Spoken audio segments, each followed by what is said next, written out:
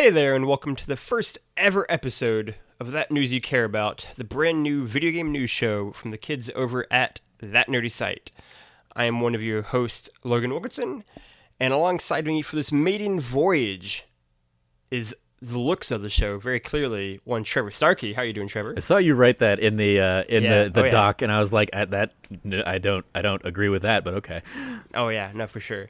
Yes, this is That News You Care About, our new video game news show for the site. Are we going, just to clarify, are we going with That News You Care About, or just I don't know. News You Care About? Because I was setting up the libsyn. News You Care About. I was setting up the libsyn today, and you didn't have that in there, so right now we're only set up as News You Care About. I can change it still. still. News You Care About. I feel like you wanted that, so we'll do News You Care About. We're going News You Care About. You're hearing it live on air, kids. I mean, I did originally want That News You Care About just to fit with the branding of the rest of the stuff, but then you never really responded back to me on that until this very moment, So yeah. Either way, flying by the seat of our pants on this new show. At some point in time, you will have a name for the show, kids, by the time you listen to it. Yes, I'm Logan Wilkinson. That is Trevor Starkey. This is going to be the video game news show for That Nerdy Site. If you are familiar with Input, the old video game news show I did over at Irrational Passions, I would say it'll be very similar to that in kind of thematic tone. Maybe kind of Funny Games Daily, Waypoint Radio was one we talked about a lot. The inspirations we at Irrational Passions, and very much I now have at That Nerdy, mostly fall outside of games, right? Like the kind of inspiration I always talk about is like NPR politics, but for video games, or like PTI for video games again. And so we're going to talk about that. We're going to get into the nitty-gritty details of a couple of news stories each and every week. Coming to you Wednesdays, we'll say 9 a.m. I don't know if we have a set time, but now it's going to be 9 a.m., I guess. I can make that happen. Yep. Okay, cool. And yeah, so we will kind of cover them in depth and then also focus on games writing and games criticism as well. I think it is something that the games industry as a whole is getting better at kind of recognizing and kind of giving shout-outs to, but we want to play our smart part in that as well in doing that. So yeah, without further ado, I would say, let's talk about some news. Beginning with The Last of Us, which just so happens to be my favorite video game of all time, in case you hadn't heard. Indeed, one of my favorite stories ever is The Last of Us. It is just a beautiful masterpiece, all about humanity, love, what binds us together, kind of the darkness and lightness in all of that. And it stands 7 years later as a monument to storytelling and characterization in video games, IMO. And now just a month removed from the release of its long-awaited sequel, The Last of Us Part 2, I felt it was only fitting to inaugurate the show with some good old-fashioned Joel and Ellie talk, and in particular, the studio behind the games. For the story of The Last of Us Part 2's development, rollout, release, and everything between could ultimately prove to be the biggest story of The Last of Us Part 2. What has happened at Naughty Dog, and particularly the past few crazy months, that have already seemed to leave people with such strong and set opinions on the game still a month out, I find endlessly fascinating. I feel like, Trev, this is a game where people have already made up their minds on whether or not they're going to like it and what they're going to like about it or not like about it before it's come out, that I feel like I haven't seen, at least in a few years, it feels like. It is in such a weird, nebulous position, and like only I feel like heightened by everything happening with COVID-19, so people just like can't go outside. They just have to be angry on the internet. Yeah. On either side, that I'm just kind of very curious where you're coming at The Last of Us Part 2. Yeah, I mean, well, with that kind of like framing on it, I think probably Red Dead Redemption 2 is probably the most recent case where I feel like that was very much the same kind of story, and it had a lot of the same kind of even bullet points leading up to it, where you had kind of these, dramatic stories about crunch and studio culture leading right up to it, and all the work that was going into the minutia details that so few people are actually going to like care about and even notice and all that stuff. We've had kind of a very similar story here. At the same time, I would temper so much of that, and the discourse that we experience around it is it like we're a very niche part of like the industry, like the people that follow games as closely as we do, and then an even smaller niche as people who put podcast and talk about the games as we do and stuff like that. Whereas I think I think a vast majority of the people who end up playing Last of Us Part 2 are never going to have known about the Kotaku stories that came out about crunch culture. They probably they might not even have realized that like the game had been delayed. They might just eventually see it when it's on their on in stores or on their PlayStation if they're buying it digitally or something like that. Like the delay is probably the thing I would expect most of them to know about, if anything, just because it impacts when they can actually buy that game. But even there, like if people, if the mainstream people aren't following, they might not know that the game's not coming out or wasn't coming out until they start seeing commercials and ads in YouTube videos or something saying like, hey, it's coming now on such and such a date. So like I basically try and like keep that in context whenever I think about these kinds of stories, in that like the rabble rousers on the internet on either side of the argument are such a small component of who will ultimately end up playing and enjoying this game. For me personally, I'm not surprised by any of the stories that we've heard coming out of Naughty Dog and kind of the crunch culture. I mean, they given the level of detail and polish they put into those games, it absolutely stands to reason that like I would expect they're putting in way more hours than they need to, or and crunching and doing that kind of stuff. And it's that mix of, there are people there that are super passionate about that and are doing that because they want to make the best product possible. And our artists in general, speaking as a former one, aren't the best at taking care of themselves. As you and I have talked many times on, like even coming out of burnout and stuff like that.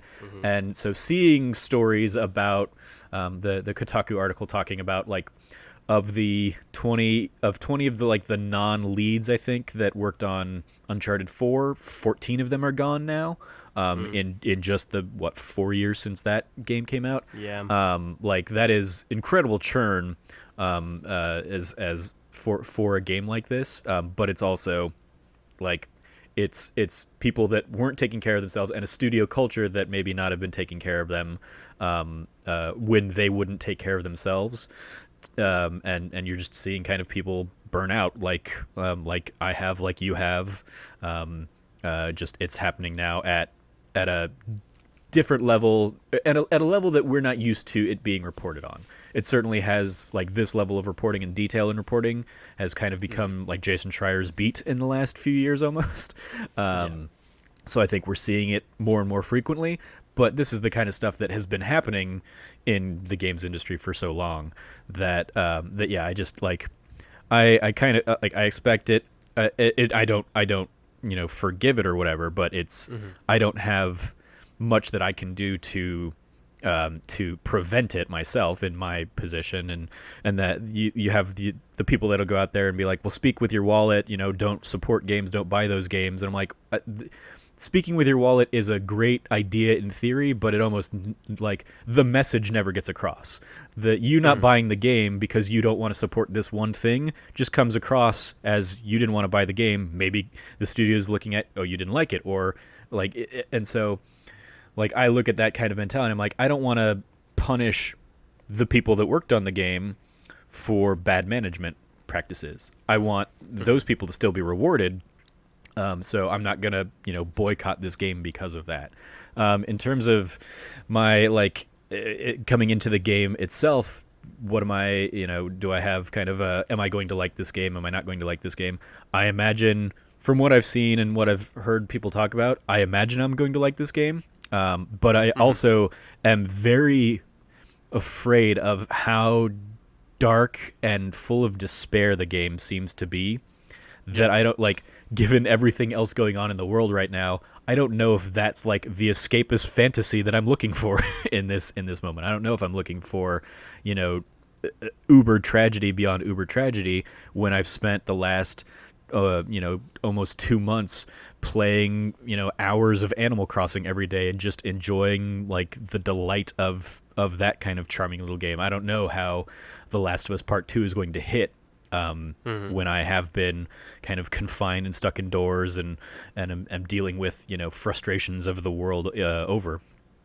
Yeah, it's interesting too, right? Because dealing with kind of that last point of how to feel to play it right now, Neil Druckmann has talked about the fact that the original Last of Us is a game about love, and The Last of Us Part 2 is a game about hate, and that is that seems to be the opposite of a tonic in this moment and this kind of place. But going back to the level of crunch, right? Like looking at the Kotaku piece that Jason Schreier did, at least the latest one, it has a really great kind of pulled paragraph here where it just begins with, even in an industry where overtime is ubiquitous, where it's near impossible to find a game that isn't the result of weeks or months of crunch, Naughty Dog stands out. And like skipping ahead a little bit to the end of the paragraph, all of these details exist because Naughty Dog has built a culture of perfectionism where games have to be great, no matter the human cost. And like I think that's kind of the thing, right? Like Naughty Dog, I would say, has been either famous or infamous, depending on who you want to ask. I would say for years. Like I mean, I've heard and known about like Naughty Dog and crunch since like at least Uncharted 3, right? Like I mean, like that's the thing too. Like the most interesting aspect of the story to me too is the fact that I remember hearing on podcasts and seeing features about it back in like those Uncharted 3 days, and it was like a badge of honor. It was the thing like, yeah, like we crunched so hard to make sure these games are kind of amazing, and they were almost more like praised for it at the time. Like it was like a big thing. They were like so dedicated to it that they were doing this kind of thing. And then through The Last of Us, obviously that was true. And then I think something happened in those 7 years between The Last of Us and Last of Us Part 2. And even Uncharted 4 was kind of this like bridge, like stopgap thing of like this kind of middle road. But like certainly in the 7 years since Last of Us Part 1, and even more so since Uncharted 3, like the industry has undergone very much a shift in terms of how it views crunch. I think both from a game development side and game developer side, but also from kind of a press side, to where it is nobody's bragging about crunching in like PR pieces now like they were 7, 8, 9 years ago. Mm-hmm. I mean, well, you had like Dan Houser do it again famously at Rockstar, talking about his 100-hour work week, and that was a point of pride that he was talking about. And the industry has very much changed in recent years. Where, and again, I attribute some of that to the stories that we've seen from Jason Schreier, and really adding a human element to the games that we enjoy being made, and realizing, hey, like, I mean, for me personally, in my own life, I had a huge turning point when I would work at the theater years ago and put in 60, 70-hour weeks for abysmal pay comparatively, and then getting the opportunity at my previous job where I went in the interview and they were like, we really prioritize a work-life balance here. You're going to come in, you're going to work your 40 hours, and then you go home. Don't go overtime. We will try and account, and we will make sure that we're managing all that stuff, because you should not be killing yourself or burning yourself out for this job. And I very much took that as kind of a turning point from my own life to be like, yeah, I'm gonna work to live, not live to work. And I am going to, when my 40 hours is done for the week, or when we're done working on a project, or when my day is done, I'm gonna try and be better about saying, like, I need to walk away. I'm going to go home and I'm going to go enjoy my time. This company, especially like working as a salaried, employee or something like that, they're paying me with the understanding that I'm working 40 hours a week. So unless they're going to start paying me significantly more, I'm not going to bust my ass and kill myself for more effort. And I think kind of culturally we've seen that a similar shift in that framework, but also specifically in the games industry, as we've kind of heard these repeated stories. Like another one that is coming to mind a lot as we're kind of talking about this even is Mass Effect, and kind of what happened with Andromeda, and even going back to again, I think it was another Jason Schreier piece, but like you see echoes of that story where they would talk about with Anthem, or with Dragon Age Inquisition, where they've said how much there's some developers would come out and say how much they kind of wanted those games to fail to show the higher ups that what they were doing wasn't sustainable, wasn't a tenable, long-term solution. And you see a lot of those same kind of quote pulls in the stories here with Naughty Dog is like, yeah, that perfection is great, and you end up with like a great final product, but it's not sustainable. You will lose 70% of your developers in a matter of years. You will have burnout. You will suffer. Like your relationships will suffer. I mean, like we glossed over a little bit Uncharted 4, but Uncharted 4 famously had crazy issues. Obviously, when Amy Hennig left and basically the project got completely rebooted, that meant years of work had been scrapped and basically got restarted on that game. And I think we saw, to an extent, in where like the stories that we heard coming out of EA on the Amy Hennig Star Wars project over there.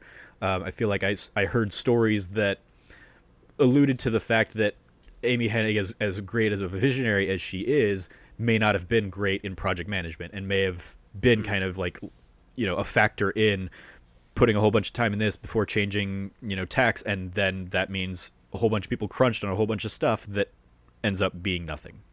And it's an unfortunate element of this kind of creative venture where video games, more than any other, creative medium right now, and artistic medium, are being completely designed from the ground up, and you don't even know if it works or not until you've got it at a certain level. Whereas like a movie, you're not having to, except for like CG movies, I guess, you're not having to build all of that from the ground up. Like in most movies, you've got, cast and actors and sets that are there, or physical locations that you're building, and video game developers are having to create all of that from nothing. And so it's a tougher nut to crack. I think we often see or hear the idea that any video game that comes out is a miracle. All that stuff. So yeah, I think like it is like Naughty Dog is just the latest one that got an expose, but pretty much this seems to be the case almost everywhere in the industry. Like I would. I mean, like we saw the God of War documentary that they did with Santa Monica, and you can see in that like the toll it took on Cory Barlog and Shannon Sudstill, and you can see like the sacrifices they made for their personal lives and their family to commit to those games, and they're like the people with the most power and who would have the most leeway to go home at the end of the day. The fact that they're not doing that means that everybody else is having to stick around and put in those hours too, and that's not a great culture. Like everybody can be very, very passionate for those products, but it's a really tough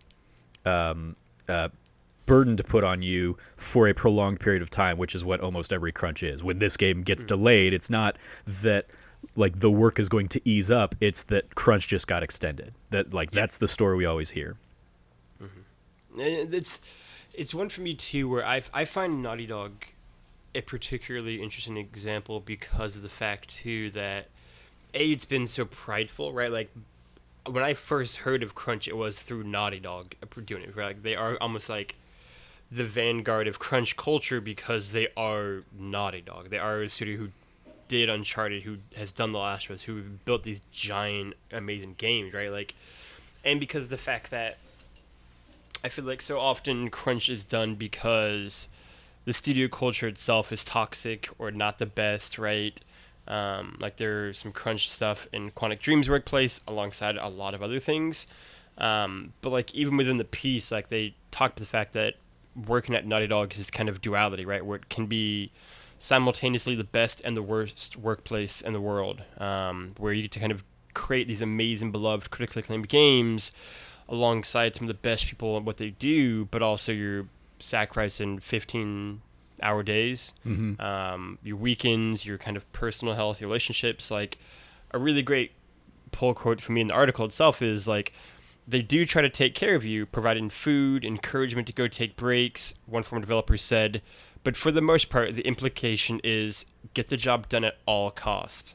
And like you've already talked about, like losing 70% of their non-lead designers from Uncharted 4, but just everything, right? Like one of the interesting things for me about the Naughty Dog example itself, that is in kind of a recurring theme within Jason Schreier's piece, is the fact that like, are we at this breaking point finally with like crunch culture in video games, right? Because like multiple Naughty Dog veterans who've been in the studio for years talk about the fact that they just can't see this really being sustainable. I mean, certainly losing 70% of your non-lead designers is not a sustainable way to make video games, right? Like, another developer says this is something that cannot continue over and over for each game because it's unsustainable. Like, I can't keep doing this. I'm getting older. I can't stay and work all night.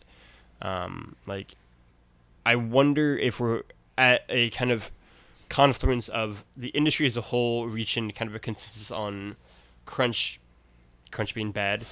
The like PR and press people kind of realizing that crunch isn't great and kind of doing more stories on it, kind of doing more investigative pieces on this, and then also the actual people who are making the games in like high positions in the studio being like, we can't do this again. Like Uncharted 4 is a bitch to kind of finish and get to the finish line on. I mean, Last of Us Part 2 was even worse. Like we can't lose another 70% of our designers again. Like at a certain point in time, like there's just no continuity in between these games, so you have to like learn everything all over again, right? Like yeah, I mean, like that's again echoing kind of what we've seen with BioWare. I think like there has been so much churn that there will always be entry level people that are willing to put these stories aside to go and work for a Naughty Dog because yes. That's going to be a great thing to have on their resume. But yeah, there is a huge loss in institutional knowledge that these organizations are losing over these kinds of issues. And I don't think we're at a turning point. I don't think we'll be at a turning point until either the industry ramps down what a AAA game means, because as they continue being bigger and bolder and more developed, that inherently requires more time, and so either the scope of those games needs to be brought back down into a more manageable thing, or we as like an audience are going to have to expect or like understand and respect that, hey, if you want a Last of Us Part 2 or an Assassin's Creed Odyssey, like the size of those worlds and the scope of those worlds is going to take twice as much time, and so you're going to play one of those games a generation or two of those games a generation kind of thing. And from the financial side of things, then like is that can those companies make enough money to sustain paying the staff, or can they get enough investors to front the money to actually pay for those games if it's going to be a 5-year development cycle instead of a 3-year development cycle? We'll see. And this is the thing too. Like Trevor has inadvertently opened up the can of worms here. Is the part of the issue too that you kind of hit on there is the fact that like video games are too. Listen, like nobody wants to say, but like video games are too cheap.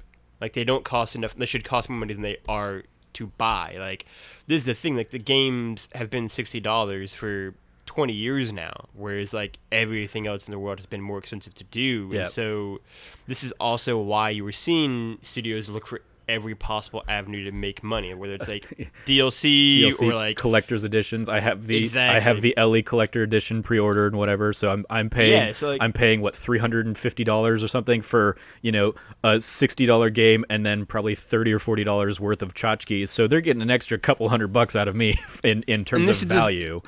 This is the thing, like I don't know like off the top of my head at all, but like certainly a video game should be at least $80 now with the cost of inflation from $60 20 years ago. Like, that's the thing. Like we should really understand the fact that like these games should be more, especially like Witcher 3, yeah, and it's Last of Us Part 2 and Assassin's Creed Odyssey are games that just like, again, it's the old thing that I feel like Greg and Colin and Goldford were talking about and Beyond a decade ago, to that fact that like actually exploring kind of the whole pay scale there and having games that can be anything from $5 to $80, $90, $100, and actually not everything has to be a set $60 for a AAA game.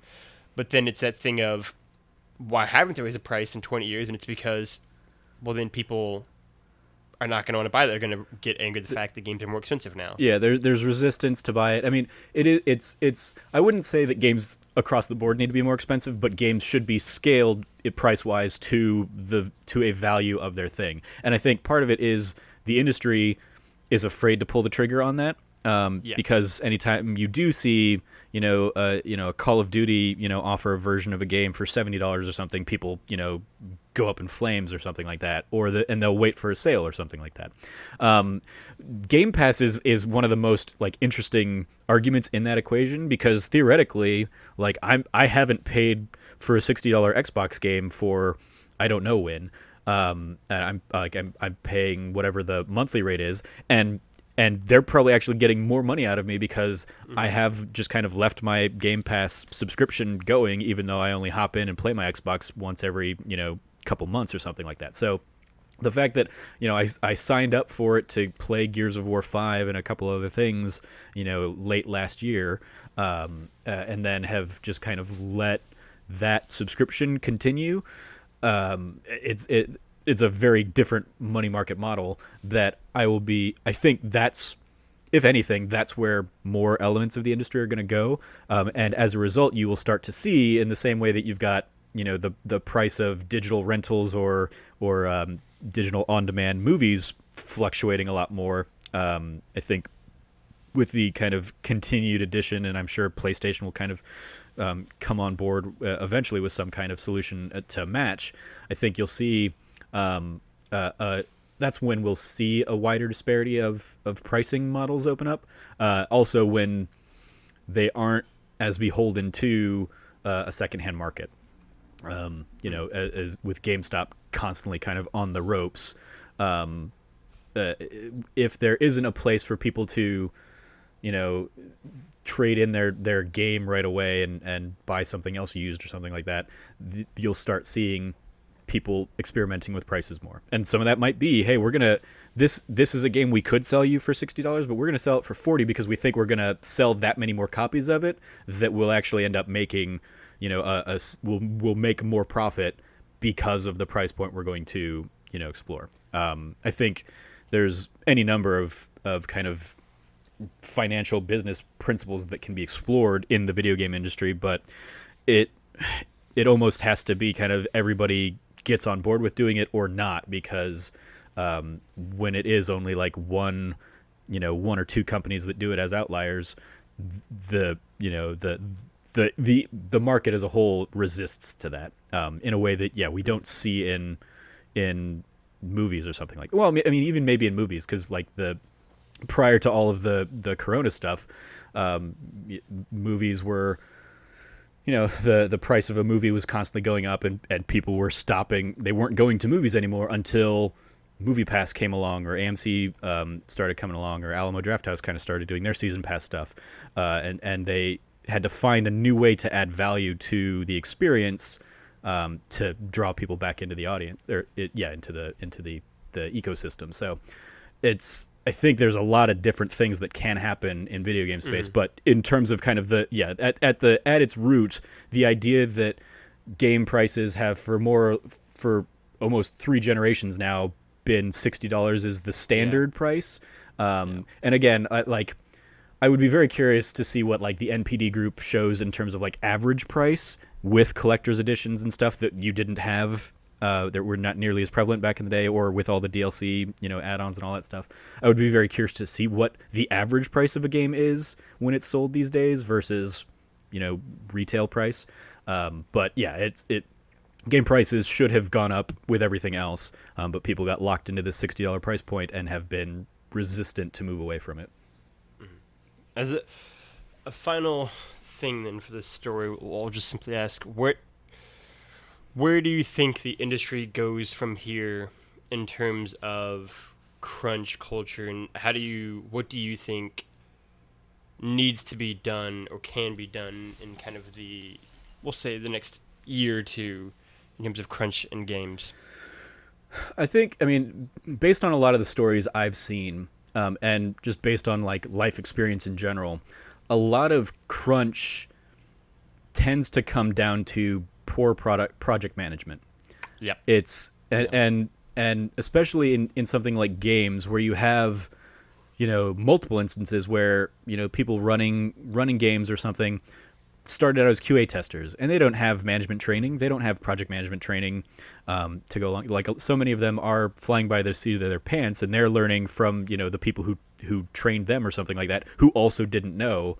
I think kind of overhauling or really identifying better project management practices across the board, I think is one of the most, again, as an outsider, obviously having not worked at a game studio, I could be completely talking about my ass, but based on what I've seen as an outsider, I think that's where so many of the stories that become the nightmare stories that you see in articles like these are, like, we were going back and forth and nobody could decide on what mechanic we wanted to put into this section of the game, or nobody was making a decision, and that is, almost always a complete failing of project management. So I think if better project management can be put in place, and better that, an element of that is better calendaring of, here are the milestones that we're going to hit, so you more appropriately benchmark and project to shareholders, to executives, to whoever, this is when we actually expect the game to be done. So you don't, announce it too early. So you don't announce a release date too early that you're never going to hit, because all of those cycles just lead to bad press on a game, and the idea of like troubled development before it comes out. So I think project management is like the number one with a bullet thing that needs to be tackled within the industry, because that's at the core of so many of the other issues that we see. I agree. I'd also extend that in a similar vein, the most meaningful and most long-lasting kind of permanent changes are industry-wide ones, right? Like, the games industry is a little bit of the Wild West in terms of kind of employee policies. Like, there's no sort of Directors Guild or Screen Actors Guild or anything guild. Yeah. Like there are in virtually every other kind of creative medium. And I think slow growth of unions across the industry will only be for the benefit of obviously employees. I think enacting some sort of industry-wide policy on crunch and just workplace conditions in general would be to the benefit of everybody. And like how likely I think an industry-wide panel is, I vary on a given day, but I think that's something that could create real concrete rules to actually govern the industry. It would only be for the benefit of everybody, and kind of take the games industry out of a little bit of the Wild West setting that it is in at the moment. But yeah, I think that like my concern with unions is that the games industry is such a global industry that I don't know how well unions can be impactful across multiple country borders, and when you have a studio that behaves and operates in 7 different countries or something like that, because they've got little branches everywhere. Like, look at something like Ubisoft. I don't know if Ubisoft workers got a union, are all of the other regions beholden to that union's kind of rules and restrictions, or would that only be kind of Ubisoft Montreal, and that union has a segment versus Ubisoft San Francisco or something like that? And again, I don't know. That's a lot of that comes from like my own, because weirdly when I was being trained in business management, the byline was basically just unions are bad because they're bad for your bottom line. And it's like, no, I get that, but they're also good for workers and protections and stuff like that. But American capitalism for the last 100 years has done everything they can to kind of paint unions as the bad guys, and so that's kind of where I look at it, and also again speaking from like as somebody who looked at and was like, I'm never going to join the Actors Equity because there's zero value for me in it, when they even will they would come to ASU and they would tout and be like, yeah, so only 15% of our union work in any given year, and like almost none of that is like sustained work. That's just, hey, if somebody worked on an equity gig for 2 weeks, they're counted in that 15%. Most actors, equity people are working on, other day jobs or something like that. And so it's like, well, then what is the value of that union? So I think unions in general would need a lot more like governmental protections before they'd become realistically viable at the scale of like the video game industry. Because I mean, like one of the things that always gets lost in the shuffle is the video game industry is like leaps and bounds the most profitable industry in entertainment. Like video games makes more money than movies year over year every year these days, and so much of that comes from you're buying a $60 video game instead of a $13 movie ticket, and so you like the amount of money, or probably, I mean, Grand Theft Auto and all their shark cards is probably also doing a significant chunk of that business year over year. But the amount of money that comes out of video games, and the size of that industry as a whole, especially when you like add in mobile and all that stuff, it's so much more of a bigger thing than I don't know how industry wide it could be handled, versus like if you could get, the Naughty Dog developers are forming a union under the Teamsters of America or something like that. That would be certainly more manageable, but it also then creates drastic segmentation and not a uniform solution throughout the industry. Yep. So we will see, but everybody get a union. For the B story... Well, one last thing I want to touch on with you on the Naughty Dog, if you don't mind, because no, not at all. What you got? It was in the doc, but we kind of obviously went down this rabbit hole a lot. The whole notion of the leak that happened, obviously is another huge component of the Naughty Dog story leading up to Last of Us Part 2. And I'm curious, kind of your thoughts on that, and just kind of the back and forth of that narrative, where the game, key plot points and whatnot leaked, and then the initial reports. And I say reports in the loosest of quotes, the initial conjecture was tying to maybe this Kotaku article of Crunch Culture and stuff, that it was a resentful employee or contractor who was leaking this stuff, and then has since come out that it was actually hackers found an exploit into like the back end of Naughty Dog games to get into their back end system, which is that's a whole other tech thing in itself. But so that story broke, and I was still seeing people promote podcasts or their articles that were highlighting, after it had already been proven wrong, they were touting their hour-long podcast talking about how it had to have been a disgruntled employee and how much that sucks for the studio and everything. And it's like, yeah, I look at that, I'm like, that's even worse, though, that like we jump on news so quickly sometimes without any kind of viable sourcing behind it, and we just kind of all get caught up in the conjecture that like those stories, because that's putting it in employees' heads at Naughty Dog, that like, did somebody really betray us, or what happened? And everybody's talking about this. Did it really happen? Is that what's happened here? And then to find out, not like the damage has sometimes already been done in that. Like the culture of Naughty Dog, already bruised, as we can see kind of from some of these stories, is not at all helped by 2 or 3 news cycles of everybody thinking it was an inside job, and now they can't trust their own coworkers and stuff, because this idea has been floated out there and has taken wave on the internet. I'm just kind of curious your thoughts on that whole, like, all of the stuff around the leaks, I guess. Yeah, you touched on the thing that I'm the most kind of interested by, which is kind of, I think it is the damaging parts of social media at times, I think, and just like 24-hour news cycles in general, where you just kind of need news. You just kind of need something to happen. And so I think people can kind of latch onto a story, whether video game related or not, before like all of the kind of facts are out, and then just kind of run away with it. And like you kind of said, at a certain point in time, it doesn't matter as much if the kind of truth is eventually revealed, because the damage has been done. And I think that this to me was like a prime example of that, or it felt like it was that thing of like one person tweeted like, what if it was a disgruntled employee, and like everybody hit the ground and ran with it.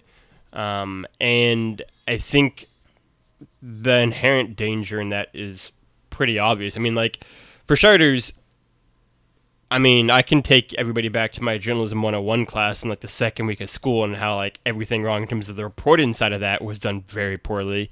And that's the problem. So much of this wasn't reporting; it was just all of us enthusiast chuckleheads like pretending we're playing reporter and creating conjecture around rumors and innuendo and stuff like that. And I think that to me is the biggest shame, is that it just everybody. I mean, like, I don't know, like everybody on the internet's an expert. Everyone on the internet knows everything, and this is an example of that. It's an example of like the pitfalls of social media and just kind of like this almost mob mentality that like has to be had every single day. It feels like everybody has to be angry about something at times. And yeah, like I think video game journalism is actually better than most people give it credit for. And this was a time where, like you said, like this isn't actually like video game journalism, which is like chuckleheads on the internet, but it just became this like thing where it just felt like a tsunami wave on the time of people just being like, this is what it was. And it's like, yeah, but has anybody bothered to just check yet? Like, has anybody just checked yet? And then like when the actual thing came out, it felt like the thing of like all of the people who were saying it was the other thing didn't really like take it back or apologize. Like I said, they were just kind of like, here's what we still think, like here's our podcast about this thing. And it's like, yeah, but like you were wrong. Like a lot of you were wrong, and like none of you come out saying like my bad now. Like I saw like one or two people in the industry say like, oh, like I was wrong, like my apologies, and that was about it. And it was like, that's a small percentage of everybody that was kind of raving about it. And so I just kind of view it from that perspective, kind of I think similar to how you did. And it's just a shame. Like I think we just have to remember that like we can just check things, like see if there's any sort of actual evidence to what people are yelling about before you also join in yelling about it. That's what I would say. Yeah. And that's, I don't think, too hard to do. Yeah, I also just on the notion of like spoilery stuff in general, like I have not seen the spoilers, and I have not either. We've even talked about, because we talked about, hey, maybe we'll all sit down and like replay Last of Us before it comes out, and if we do that and create content for it, are we opening ourselves up to somebody who's just going to like search and find a Last of Us video from us, and maybe even this one, depending on how it goes out, and just kind of like put in the comments, here's how Last of Us 2 ends, and it's like at some, like, yes, that is a dickish thing to do, and screw anybody that's out there doing that, but I also, I have fallen into this, and probably comes from like my background in theater and stuff. But like for many years now, I've been like, a story is more than like its climactic moment, yes. And especially a story at a video game that you play through, and you're going to be along for this, however many hours journey it is with Ellie and Joel. Like one moment at the end is not what will define this game. It is the journey along the way, which can't be spoiled in like a tweet or a few sentences or something like that. Like that experience will still happen. I can like even something like I remember going into Avengers Endgame, like I made it all the way until like I scrolled through like somebody's replies on Twitter or something, and I saw something gets that is a climactic moment in that film get spoiled. And like I didn't know if it was a real spoiler or not, but then it happens in the movie. I'm like, okay, it was a real spoiler. Yeah, that sort of sucks, but also like the other couple hours leading up to that moment aren't lessened by me having seen that spoiler. It's still like if the medium is doing its job, I'm still invested. I'm still along for the ride. And so it's like, I think there is way too much attention and focus sometimes put on spoiler culture. Mm-hmm. I would agree. That I don't necessarily ascribe to. Like, if somebody came and spoiled Last of Us 2, I'd be like, okay, well, that sucks, but whatever. I'm still going to play the game, and I'm going to experience the story for myself.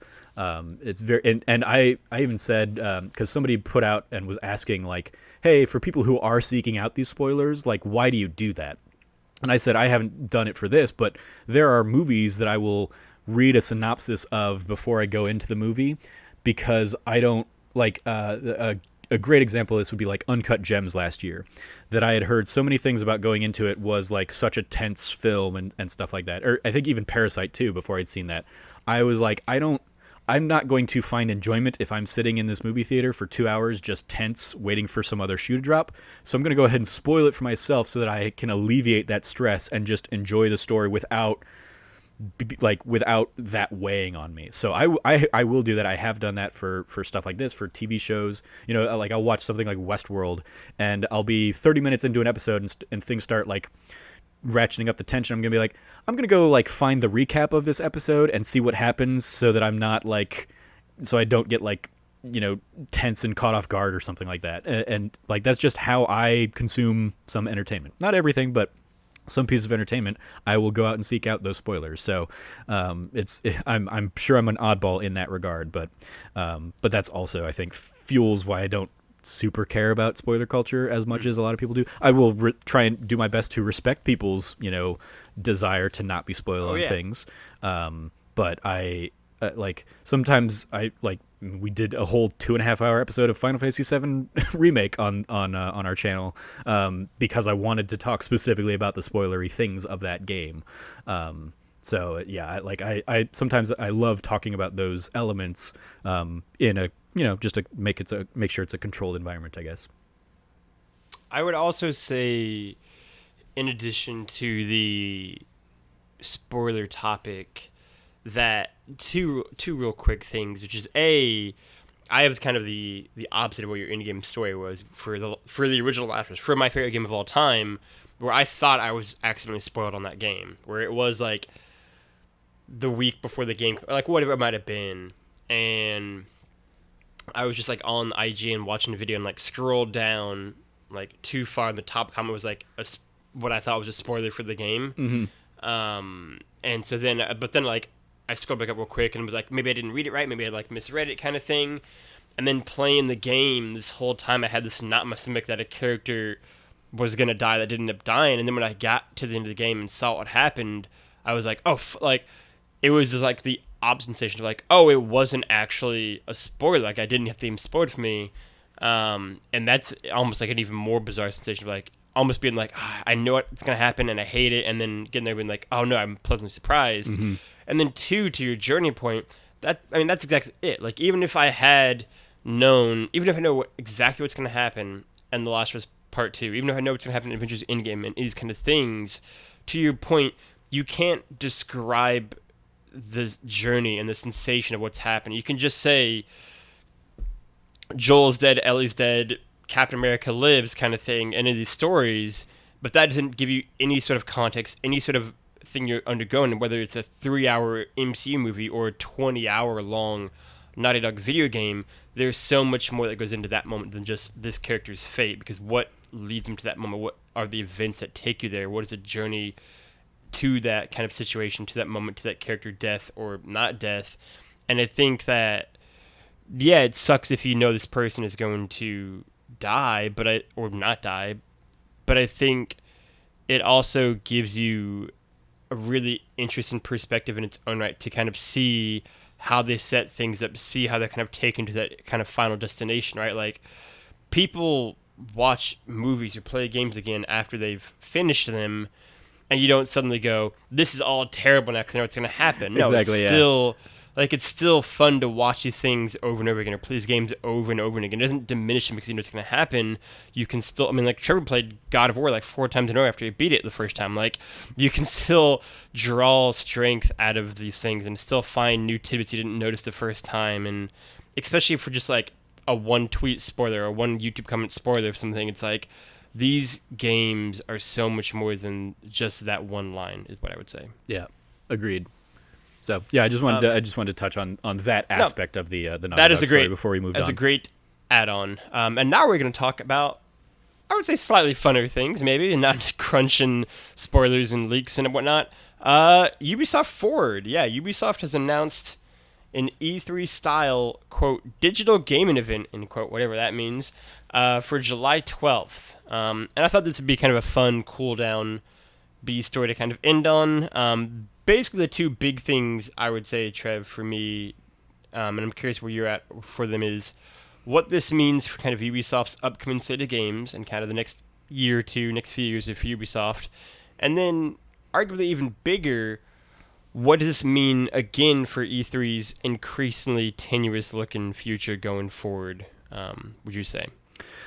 So I think a couple elements. I think something like studios like Ubisoft and like the big studios that are working on these like big massive games, I think we're definitely going to see a delayed and long-lasting impact of the state of the world that we're in right now, where it is impacting, all of the it is impacting and just accentuating all of the project management problems that currently exist in video games industry and that lead to crunch culture and all that stuff. So like games like Watch Dogs Legion, for example, that has kind of gone dark and theoretically was originally intended to have already been out by now.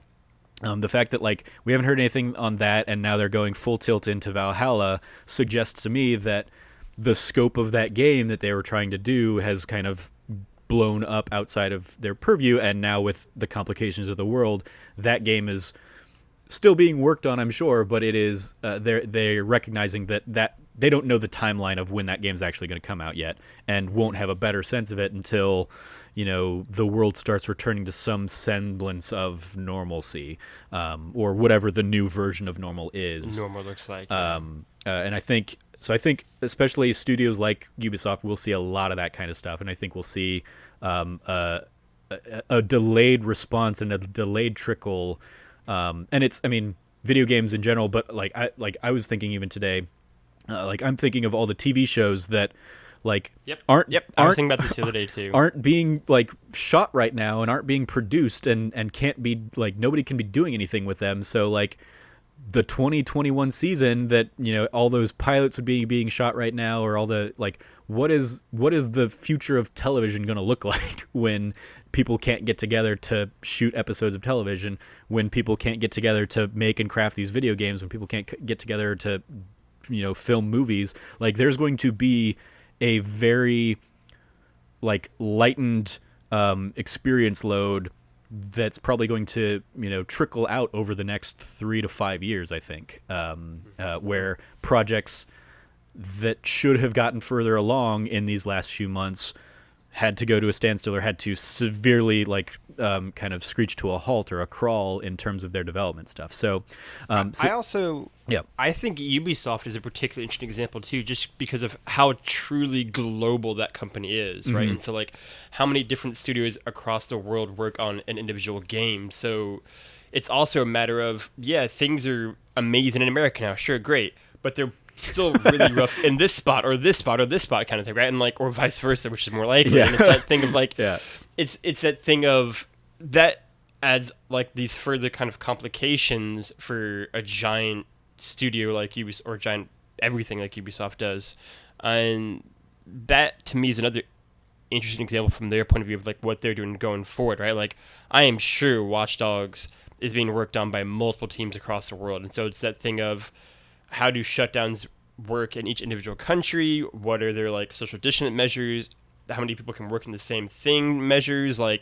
You can make a video game while working from home, but at a certain point in time, the scale of that becomes a bit more untenable. And to say nothing of the fact that it becomes harder to show off the actual game itself and to share assets and do this kind of thing and make a polished product together and oversight. I can't imagine the complexities of making a video game in quarantine, let alone when you add in the fact that it's being made in 7 countries in 4 continents, right? It's I can't imagine that. I think that's actually the bigger complication that studios of this size and scope are having to deal with is the sharing the progress. Because I think when you think of how game elements are being made or something, it probably is very largely people are working on a thing that they're working on and trying to get together, but then all of those things come together and they get you get kind of the team together and they show here's a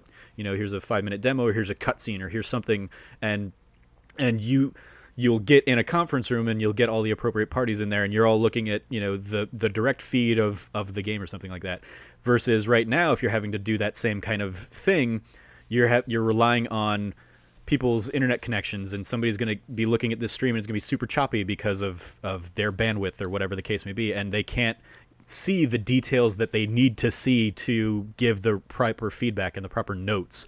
So I think that's actually probably the biggest hurdle that giant studios are facing, because I think from it's that, and then it's like the security infrastructure that their respective IT departments just aren't prepared for. The going back to the Naughty Dog story. This is an IT nightmare, I'm sure. Yeah, going back to that Naughty Dog story, like, I'm very curious if the leak would have happened if Naughty Dog had still all been on site, if that was in any way a factor in how those assets were able to kind of leak out of the organization. And I don't know if that, like, it seems like it was maybe just an exploit that people were able to identify, but still, if you have an IT person that's monitoring one thing, of like, here's traffic going in and out of our system, versus now that IT team having to monitor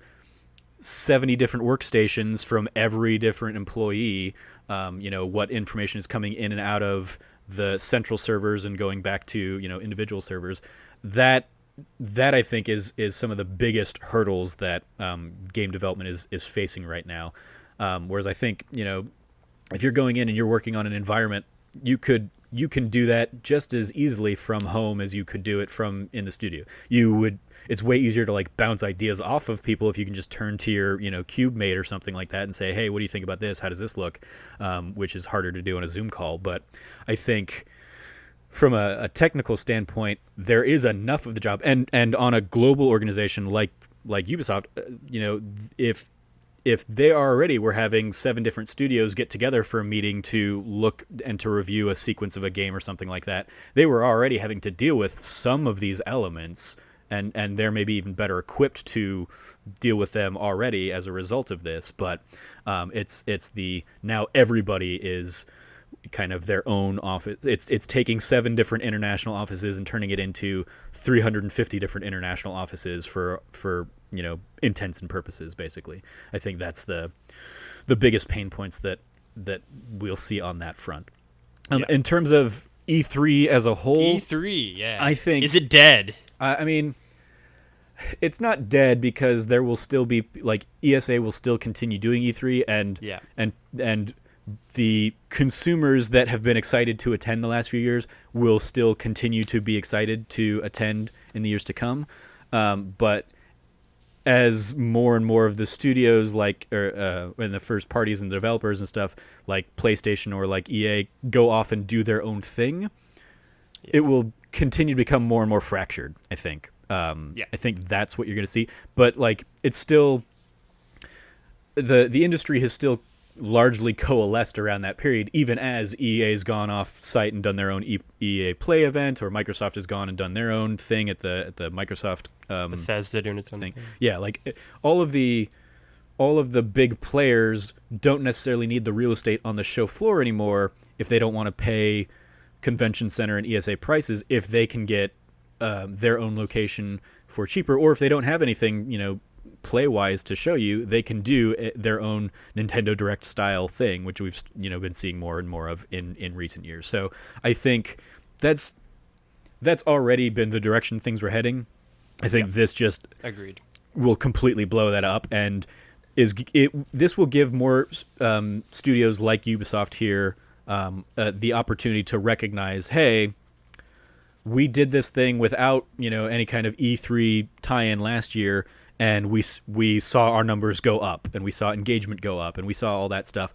So what is the cost-benefit analysis of going and doing it as part of E3 with the ESA versus doing it at the same time as E3 and still being lumped in with all the E3 news stories, but doing our own thing?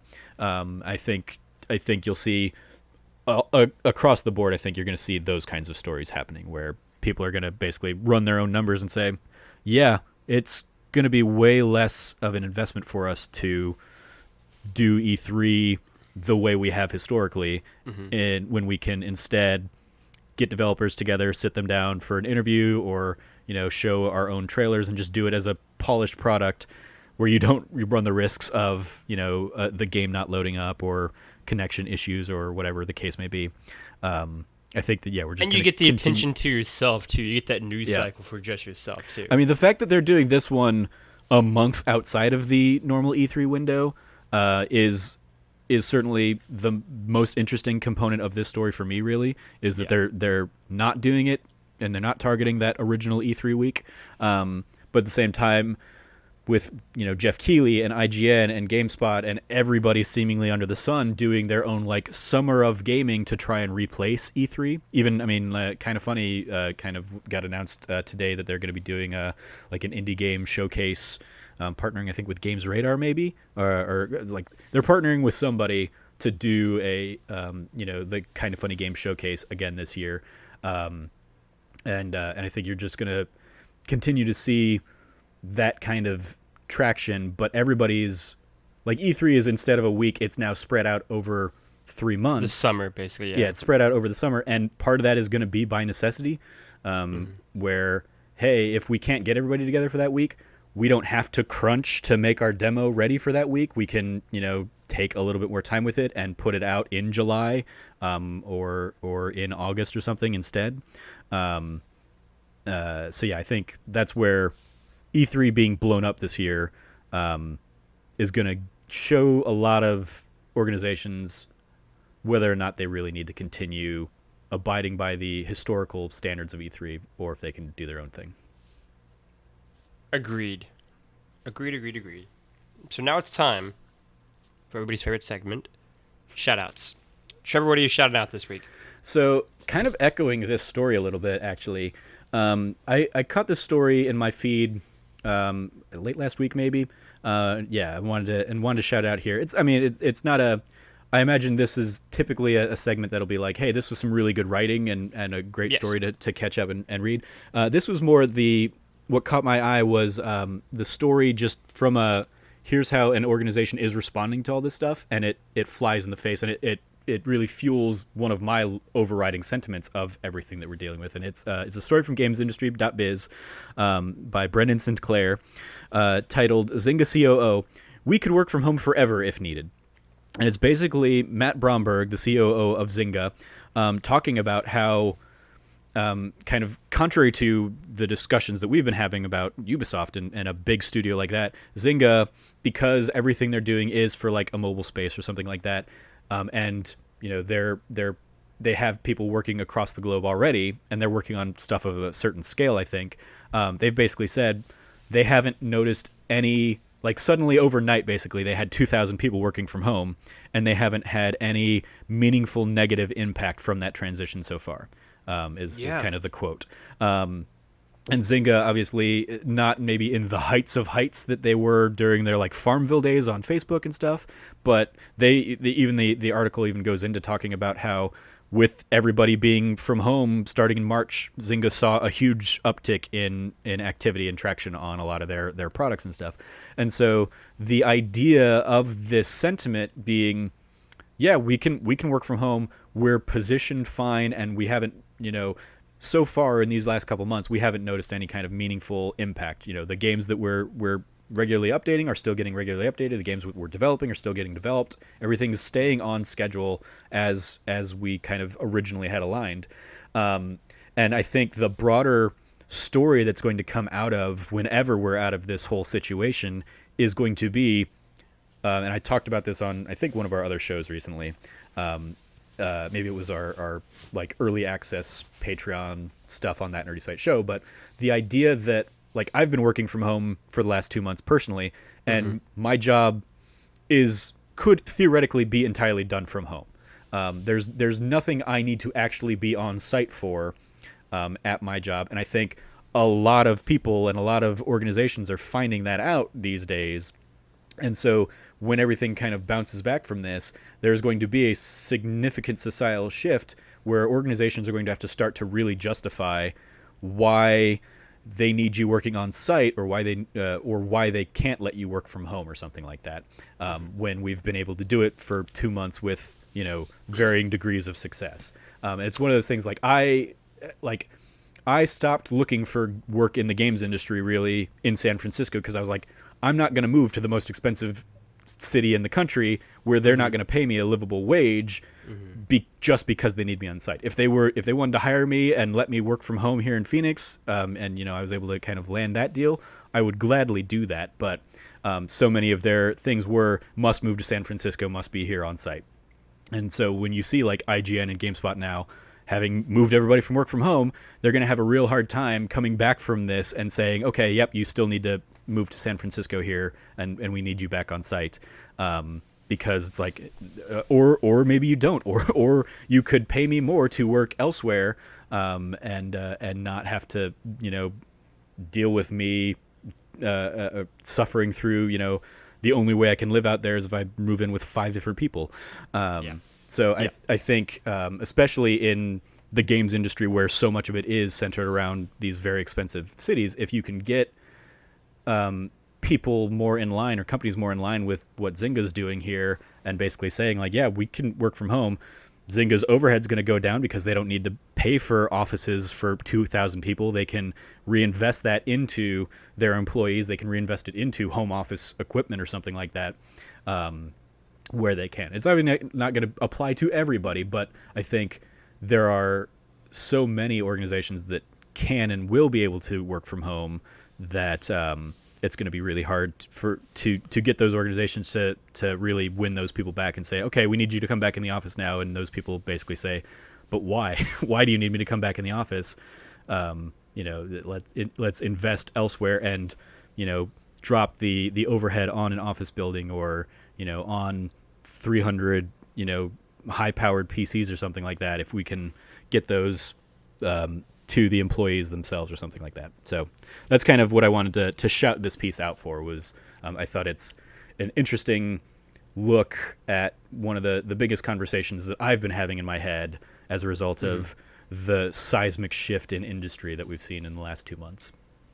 100%. I would also say that you can go check out either as a Trevor Starkey or as a listener to this podcast. The New York Times had a similar feature up about that, and about how, worker employee happiness and productivity is actually up right now, and data that they've pulled and just interviews and research they've done, almost across the board. So it also turns out we're maybe even more productive and certainly happier at home than we would be otherwise too. So again, further in the conversation of what the kind of post-pandemic world will look like. I did also, and I put it in there, so I forgot I'd put it in there while we were doing the show. I was going to shout it out when we get to the outro, but yeah. I wanted to shout out the, because one of the things you talked about was, I think in kind of the intros is, highlighting the cool things that people in the industry are doing. And I did want to also shout out, because we didn't have a show that was, talking about this kind of stuff when it was going on, but our friends over at Uppercut Crit, all the cool stuff they did to raise money to basically save all the EGM stories and pitches that had basically been abandoned without notice.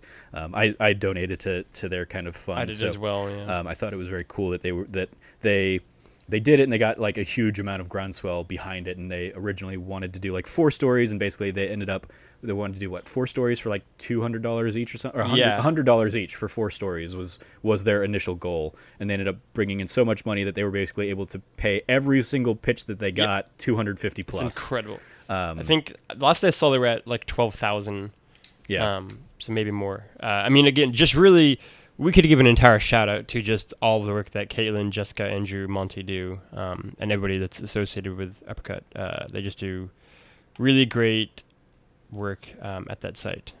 Just absolutely will echo that shout out. So that's the more traditional shout out, I guess. Yes, 100%. Go check out anything Uppercut does, all of the podcasts and all of the writing from all those great EGM stories.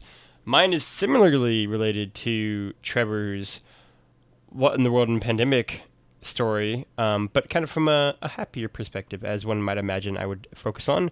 And it is called The Games That Let Me Have an Imaginary Social Life.